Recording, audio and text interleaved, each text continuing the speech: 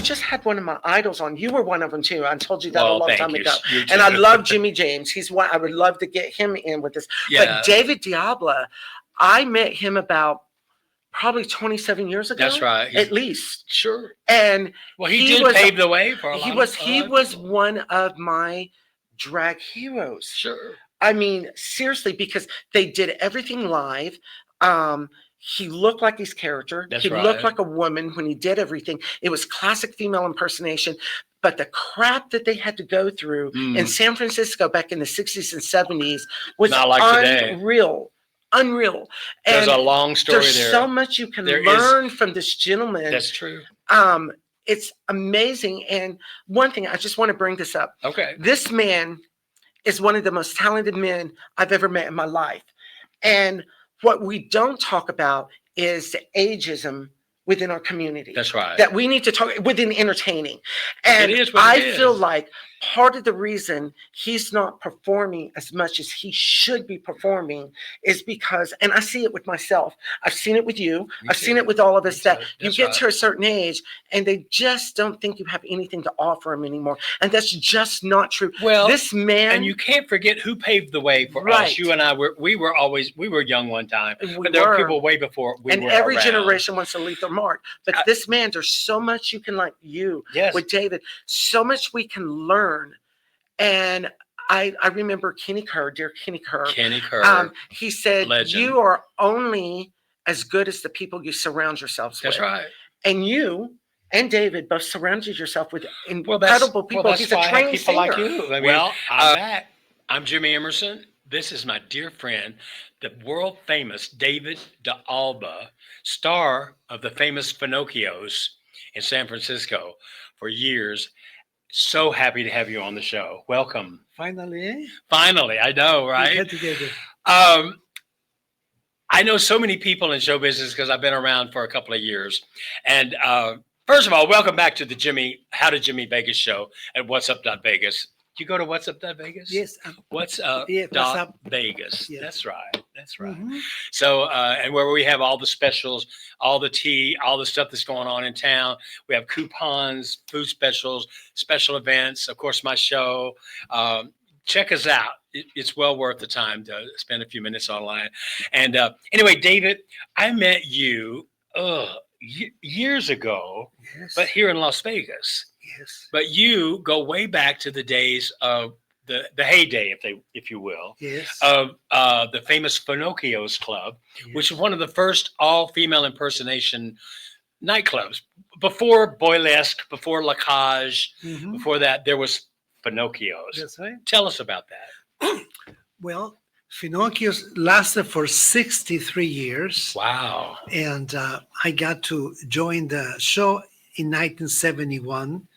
And I was there for a long time. And then when the contract verbal ended, I became like a substitute teacher. Mr. Pinocchio will call me. So I played up to 1989. And that's the time I left with my family, San Francisco. It's a long story. But it was always fun because I got to meet so many famous people. Well, you met a lot of famous. I've seen pictures of you with. Name some of the stars you met. For example, one night I was doing the beautiful song "Arrivederci Roma," which Mrs. Pinocchio and Miss Pinocchio liked. So, not to interrupt you, you said Mrs. Pinocchio. She owned the club. Yeah. So it was named after her. Well, actually, Joe and Eve Pinocchio were married. Okay. And both owned the club, but she actually ran the club, the lady. Okay. And Mr. Pinocchio, he was the host and he would bring people in, but she was the one who in charge.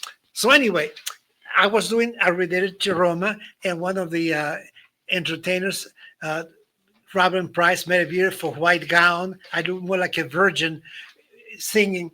And when I got through singing, I see Sergio Franchi, the elegant tenor. Oh, sure. He was in the front. He got up and he said to me, I wish we had a movie of this. Oh, you just sing a song better than I do. David de Alba, please come to see my show at the Circle Star Theater. be my guest. And he sat Nice. down. I never forget to have a great, handsome guy said that. Sure. Arrivederci Roma. And then another time, of course, I was sitting in between shows when I was off that night, and next to me was Robert Wagner. And I said to Mr. Wagner, "Oh, I wish I was on tonight because tonight's my night off." Oh, I said, I always, know? I always enjoy seeing you and on TV and so on. He says, "Thank you so much," and he just walked off. Well, now you were famous for your impersonations of Judy Garland. Yes, correct. Well, when I got to Finocchio's, Mrs. Finocchio made a big deal to say to me, "David, we have a lot of Latinos coming through the tour buses from South America, Puerto Rico, and Spain. So I want you to sing lovely Spanish songs, but so people know you're bilingual, do at least one song in English." So I would do these beautiful Latin medleys, Right.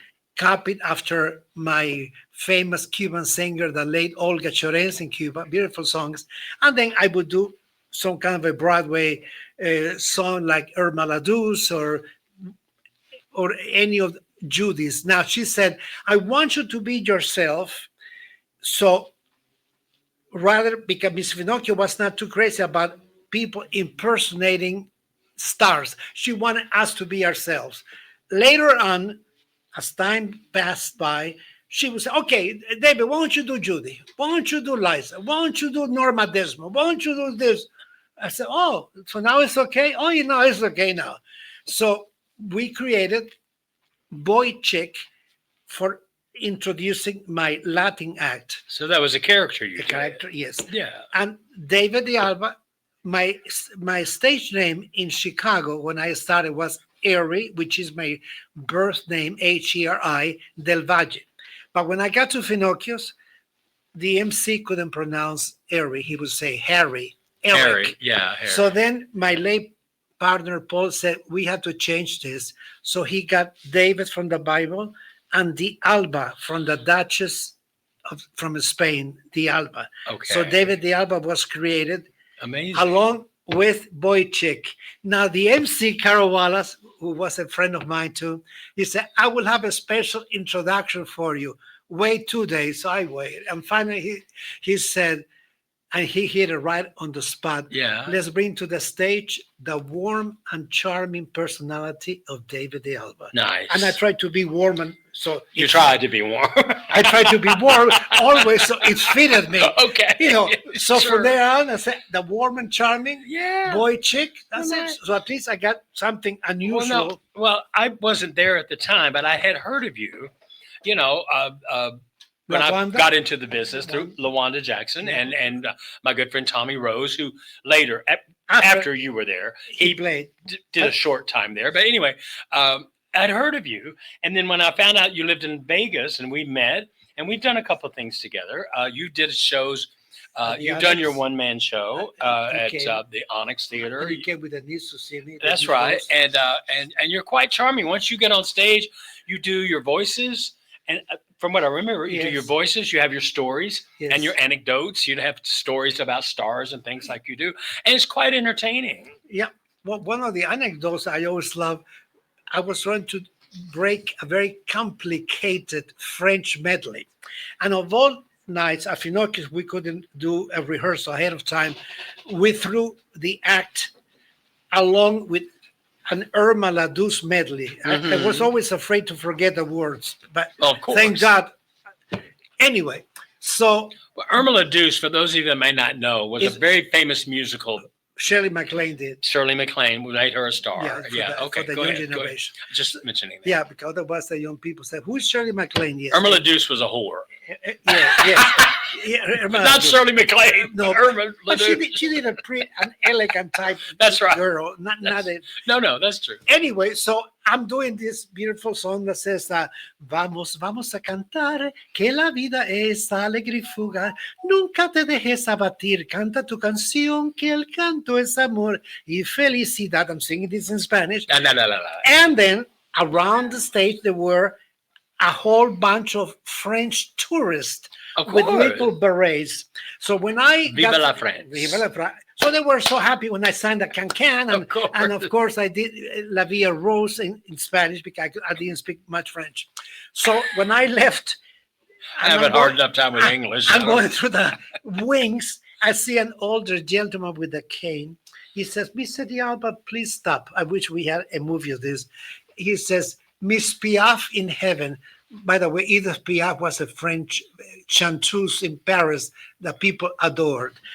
Miss Piaf would be all smiles in heaven because you did a tribute to her. I said, oh, thank you so much. But then comes a punchline. He says, I play the piano for Miss Piaf. Okay. So I said to Carol Wallace, the MC, you cannot buy this to have her pianist, at least one of her pianists, be here the day I did the French medley. So that was, I mean, that's amazing. Well, these are great memories that you have of the years there, and you paved the way for so many performers that have come. Yes, including myself. So I want to thank you for that. We're gonna take a quick break. Yeah, and you brought a little costume change. Yeah, so we're gonna take a quick break and for a little commercial, and you're gonna make a little changeette. Yes, and we'll be right back. Okay. We'll be.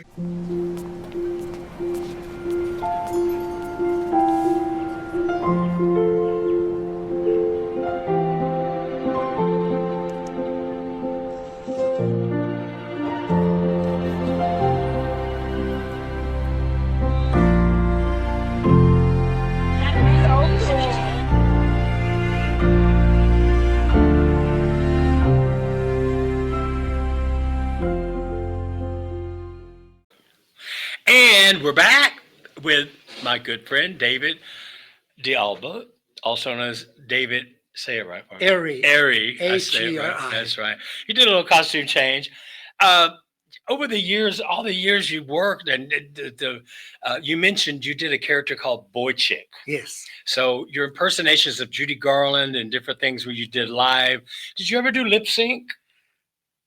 When I started in Chicago, I didn't have the money to have musical tracks. I was very young. Oh, sure. So I was told by a famous hairdresser, I always forget his name, David takes Judy's recording and sing over her. A lot of people did. So instead of pantomiming, which they called it then, I was the only boy singing. There were two more, but not many, singing live. So they called me in Chicago, the male Judy Garland, and I got to meet Judy, of course. That was a big... Oh, that must have been amazing. Oh, my What was that God. like? I met her... Did she see your show? No. When I got to meet Judy was at the Chicago Opera House in 1968. Right. And when she came out, I still remember, she came out with a beige dress with a little bow around her. And she had a little bit of glitter on her hair, and the makeup was a little bit down from the stage. And there were two lines of people here and here. So I was here, and my mom, Tila, was here. When she came, she said to me, how can I remember this? Did you like the way I sang? I said, of course. Well, hello. What I'm going to say. You're Judy Garland. So my mom says to her, but she didn't know she was my mom, he adores you. Will you kiss him?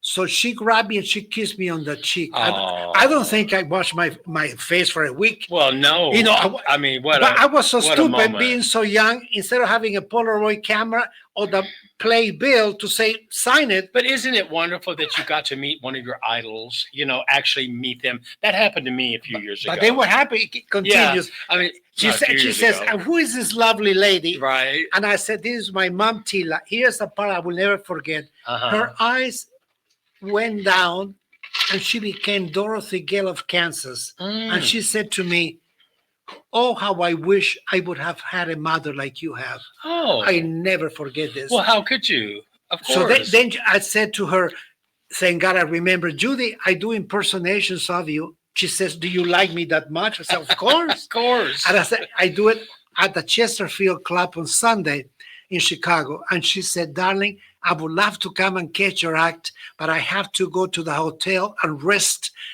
because tomorrow I go back on my tour. So she said goodbye, and then she started saying goodbye to a few people. Of course. And I said to my mom, don't move. So I ran to the street, and there was a white limousine. Inside were Joey and Lorna, which are her children, Sure, kids, Sid yeah. Loft. So she goes inside, she kisses them, the window goes up, the limousine left, and 8 months later, Judy died in London. Oh, yeah. I still remember. So you just got her. I got her just before she left. Yeah, I remember the news. I remember the day of 1969. Yeah. June. Well, okay. Well, let's talk about you a little more. Now, we know you had a big career in San Francisco with Pinocchios and other clubs. You Yes. mentioned the Chesterfield. Yeah. You moved to Vegas. You had a partner named Paul, who I met many times, who was absolutely an amazing man. Tell us about that. Well, I met Paul, which is rather peculiar. All the boys of Pinocchios used to tell me this is unheard of at a gay bathhouse in San Francisco called Dave's. That's unheard of? Unheard of to meet somebody. I wouldn't think to last with sure, you. Besides just a momentary hello. To last with you a long-term for relationship. 46 years. Was it that long? 46 years. Wow, David, that's amazing. I'm 34 years with Jimbo, so I respect that. One thing that Paul said to me when we got together, which my mother was shocked of happiness, he said, 6 months after I was with him in a restaurant, I said, what is this? If anything were to happen to you, David, that you would lose your limbs, I will carry you for the rest of my life in a basket. I said to my mom, who says that? Who says that? That's right. Just to show you how he was. Yeah. But anyway, we moved from San Francisco, we moved to Santa Fe, New Mexico, and then to Arizona. It's a long story. And then we landed up in 2004 in Las Vegas. And I got to play here different theaters like the Clark County Theater, the Summer Theater, the Onyx Theater, the Winchester Theater. Yeah. I did 2 or 3 TV shows for Fox 5. They came to my home because I have one of the most beautiful Judy Garland collections. You have quite a following, David. You have a lot of loyal fans. Yes. A lot of women, real women. Women. Straight women. They love your act because you're so honest on stage. Yes. And you tell your stories. My friend Stephanie was on my show, and she was just bragging about how much she admired you paving the way for so many entertainers like me and others. We're not that far apart in age. And I told your producer, I love what she said about me, and because most of my fans have gone over the rainbow. Over the rainbow. Thank you. Include her comments about me before my sequence. That way we'll have. Well, Stephanie and I go way back, and we know where all the bodies are buried, and we know everybody's career. And she mentioned Kenny Kerr. She mentioned, there's so many wonderful people that we've all had a chance to be a part of their lives, and vice versa. So, David, you still live here in Las Vegas. Absolutely. You have a lovely home. I've been to your home. You have so much memorabilia. The pictures on your walls. We're going to show them. We're going to be showing them on the screen here. You have pictures with stars. You have pictures with Paul. Pictures with from the old days. Yes. So we'll be showing all that. We've talked about possibly starting a podcast, just you and I, for fun. So let's explore that. I think that might be fun. And then we can have. We can get Stephanie on. To be on. I guess we get the girls that know all the dirt. Jimmy and friends. I will start a podcast. Yeah. There's so much to talk about spirituality, because I'm also into spiritism and reincarnation. Sure. Well, yeah. I'm not just talking about drag, and I also enjoy about UFOs. You learn a lot in show business, not just about show business, but about life. Yeah. And who the good people are and who the people you need to kind of steer clear of. Well, some people in show business, they stay in a bubble, just show business. But in my case, I extended to spirituality, about UFOs, about pets. I went many ways, not just singing. It's called living your life. Yes. That's what you do. We got to run. We're running long. I want to thank you, David, so much for being on my show. I've always adored you, and you're still kicking. You're going strong. Yeah. Well, let's do something. Let's do a show. Yeah, we can do another. Let's put on a show. Yeah, we'll put on a show. Absolutely. All right. David de Alba, ladies and gentlemen, Cuban legend, Finocchio's my dear friend. I thank you. And we'll be back with And a this lot is the more. legend from Las Vegas. So we got two legends. Two legends. You know what they say? When they call you a legend, that just means you're old. Means you're ready. We got one foot on the grave. Or you can be young like Salminio, who died young, and he's a legend. There you go. And Marilyn Monroe, 36. Right. Well, I got a banana peel on one leg and, the other line. That's what happened. Thank you all. We'll be back with more. Thank you, David. I love you.